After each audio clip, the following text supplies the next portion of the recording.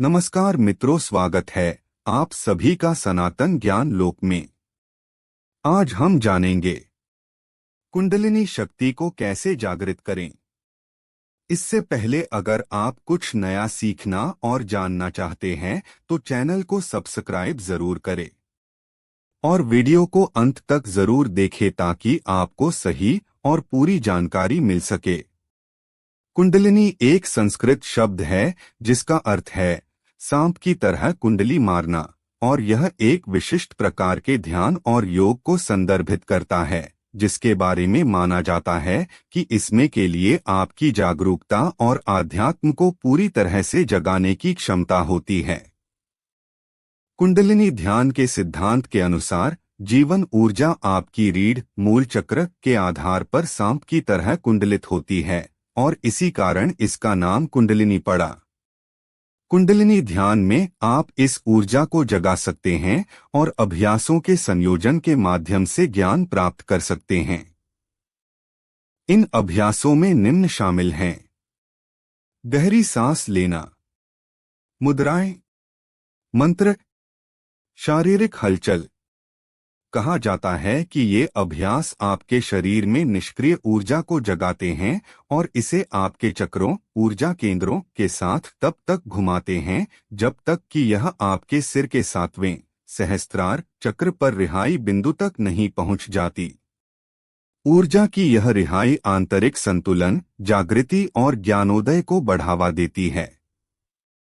सबसे पहले कुछ सांस्कृतिक संदर्भ। कुंडलिनी प्रथा कम से कम कुछ हजार साल पुरानी है, हालांकि विद्वानों को इसकी उत्पत्ति के सटीक समय का नहीं पता। उद्गम। कुंडलिनी शिक्षाएं पहली बार उपनिषद में दिखाई दीं, जो हिंदू धार्मिक ग्रंथों का एक संग्रह है। अनुमान बताते हैं कि इन पवित्र लेखों की रचना लगभग 800 से 500 ईपू के आसपास शुरू हुई थी। यह कुंडलिनी ध्यान का पहला ज्ञात रिकॉर्ड है, लेकिन व्यापक रूप से ऐसा माना जाता है कि कुंडलिनी ध्यान और योग का मौखिक विवरण इससे भी पहले का था। अपने प्रारंभिक चरण में कुंडलिनी एक निजी दर्शन था।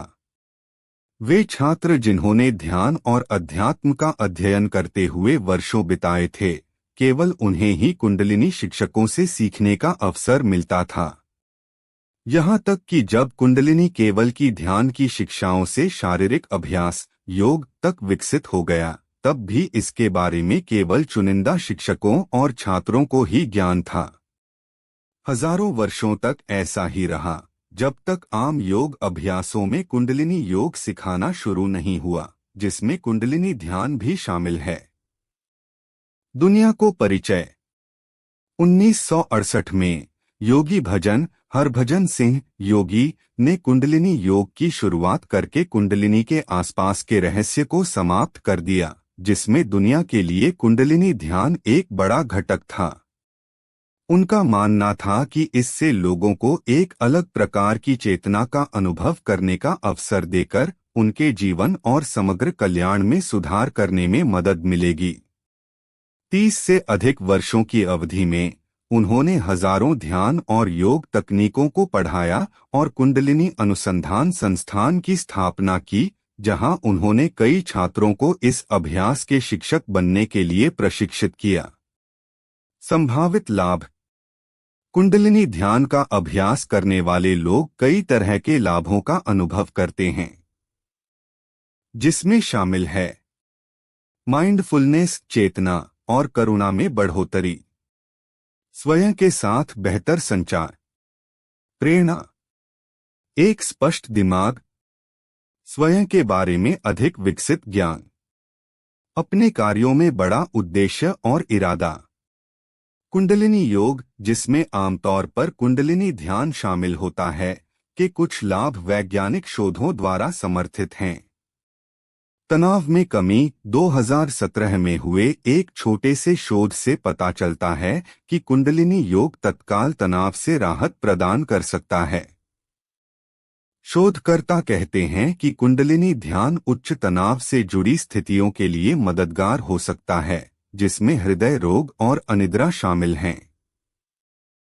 घबराहट में कमी। 2018 के एक शोध से पता चलता है कि कुंडलिनी योग सामान्यीकृत चिंता विकार के लक्षणों जैसे घबराहट को कम कर सकता है। संज्ञानात्मक क्षमता में बेहतरी। 2017 के एक शोध में 81 वृद्ध वयस्कों में संज्ञानात्मक हानि के संभावित उपचार के रूप में कुंडलिनी योग और स्मृति वृद्धि प्रशिक्षण की जांच की। परिणाम बताते हैं कि जहां दोनों हस्तक्षेप स्मृति को बेहतर बनाने में मदद करते हैं, वहीं कुंडलिनी योग कार्यकारी कामकाज को बेहतर बनाने में भी मदद करता है। चुनने के लिए हजारों तकनीकें होने के कारण कुंडलिनी ध्यान थोड़ा जटिल हो सकता है। इसलिए यदि आप इसका उपयोग किसी निश्चित उद्देश्य को पूरा करने के लिए करना चाहते हैं, तो एक योग शिक्षक विशिष्ट तकनीकों पर मार्गदर्शन प्रदान कर सकता है।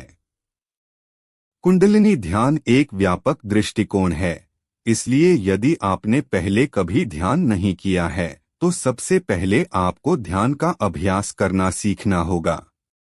ध्यान और उसके साथ कुंडलिनी अभ्यास करने की एक प्रचलित तकनीक निम्न है। आरामदायक पोशाक पहनें।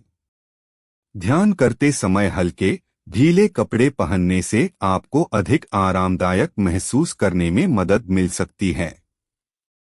कुंडलिनी अभ्यासी अक्सर अपने सिर को ढकने के लिए शॉल या अन्य कपड़े का उपयोग करते हैं, क्योंकि ऐसा माना जाता है कि इससे ऊर्जा प्रवाह की रक्षा करने और उसे बढ़ाने में मदद मिलती है।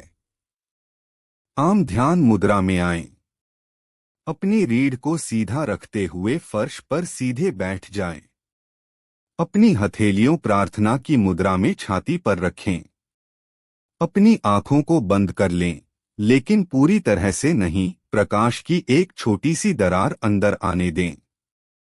तीसरी आंख के चक्र पर ध्यान केंद्रित करें। कई अभ्यासियों को लगता है कि ध्यान करते समय अपनी तीसरी आंख पर ध्यान केंद्रित करना ज्यादा फायदेमंद होता है।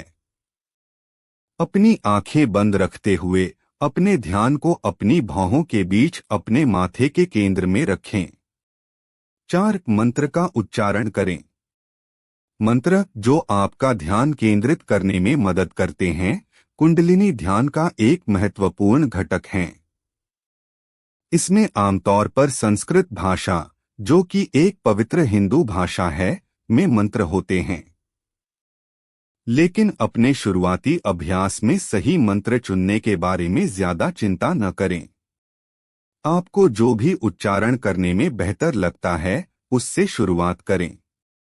कुंडलिनी योग में इस्तेमाल किए जाने वाले कुछ आम मंत्र निम्न हैं।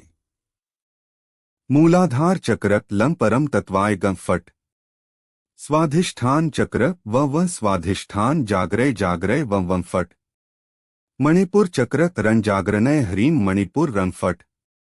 अनाहत चक्र या अनाहत जागरय जागरय श्री फट।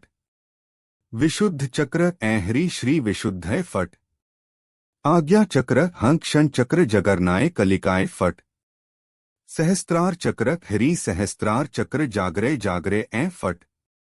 आप इन मंत्रों को जोर से उच्चारित कर सकते हैं या मन में ही दोहरा सकते हैं, जो भी आपको बेहतर लगे।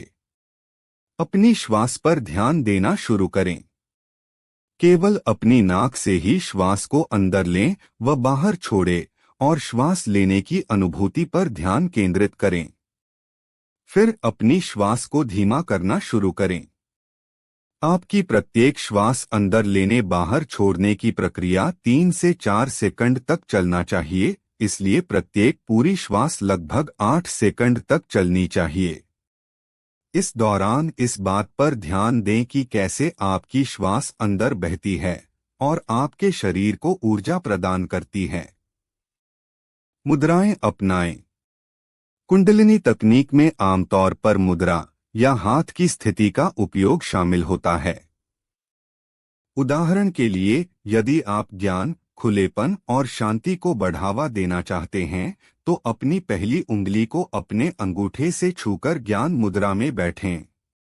धैर्य और प्रतिबद्धता को बढ़ावा देने के लिए अपनी मध्यमा उंगली को अपने अंगूठे से छूकर शून्य मुद्रा में बैठें। अपनी श्वास को बराबर भागों में बांटें। 4 सेकंड के लिए एक लंबी श्वास लेने के बाद एक लंबी श्वास छोड़ने के बजाय प्रत्येक अंदर ले और बाहर छोड़ने की श्वास को 4 भागों में विभाजित करें। दूसरे शब्दों में कहें, बीच बीच में बिना श्वास बाहर छोड़े हुए 4 भागों में श्वास अंदर लें। हर एक भाग में 1 सेकंड के लिए श्वास रोकें। फिर इसी तरह 4 भागों में श्वास बाहर छोड़ें। प्रत्येक श्वास के भाग के साथ अपनी नाभि बेली बटन को अपनी रीढ़ की ओर खींचें। ध्यान भटकने पर दोबारा अपनी श्वास पर ध्यान केंद्रित करें। लंबे समय से ध्यान करने वाले लोग भी हर समय एकाग्र नहीं रह पाते। इसलिए शुरुआत में ध्यान के दौरान आपका ध्यान भटकना आम बात है। जब भी आपको लगे कि आपका ध्यान भटक रहा है, तो अपने विचारों को वापस अपनी श्वास की ओर मोड़े। जबरदस्ती किसी भी ध्यान भटकाने वाले विचार को याद न करने की कोशिश न करें, इससे आपका उस विचार पर ध्यान और अधिक जाएगा। यह उसी तरह है जैसे मैं आपसे कहूं कि आप अभी किसी बंदर के बारे में न सोचें, तो आप बंदर के बारे में न सोचने की कोशिश में ही उसे ज्यादा सोचेंगे।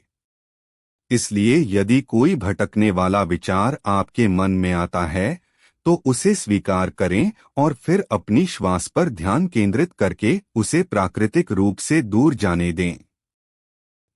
3 से 5 मिनट तक जारी रखें। यदि आप ध्यान तकनीक में नए हैं, तो एक लंबे अभ्यास में सीधे कूदने की कोई आवश्यकता नहीं है। आमतौर पर यह सलाह दी जाती है कि आप एक छोटे सत्र से शुरू करें और जैसे जैसे आपका अनुभव बढ़ता जाए तो अपने ध्यान की अवधि को भी बढ़ाते जाएं। ध्यान समाप्त करने का सही तरीका। अपने ध्यान अभ्यास के सत्र को एक गहरी पूर्ण श्वास के साथ पूरा करें। जब आप अपनी बाहों को उनकी आम अवस्था में लाएं, तब भी एक बार फिर से गहरी श्वास अंदर लें। फिर श्वास बाहर छोड़ते हुए रिलैक्स महसूस करें। उन दावों के बारे में क्या जो इसे खतरनाक बताते हैं? लोग अक्सर कुंडलिनी जागरण के रूप में जानी जाने वाली ऊर्जा की रिहाई का अनुभव करने के लिए कुंडलिनी ध्यान का अभ्यास करते हैं। बहुत से लोगों को यह कुछ हद तक एक आध्यात्मिक अनुभव लगता है, लेकिन अगर आप नहीं जानते कि आपको इससे क्या उम्मीद रखनी चाहिए, तो आपको इसको लेकर थोड़ा भारी लग सकता है। कुंडलिनी जागरण के दौरान अक्सर लोग कुछ शारीरिक संवेदनाओं का अनुभव करते हैं, जैसे कि गर्मी या झुनझुनी, भटकाव और कुछ अस्थायी परेशानी होना। यह ध्यान रखें कि कई लोगों के लिए, खास तौर से इसमें नए हैं, ध्यान एक शक्तिशाली अनुभव हो सकता है। इसलिए इसके कारण जो अस्थायी अनुभव होते हैं, वह अक्सर आपके मन और शरीर की ध्यान के शक्तिशाली अनुभवों के प्रति अनुकूलन प्रक्रिया के कारण होते हैं।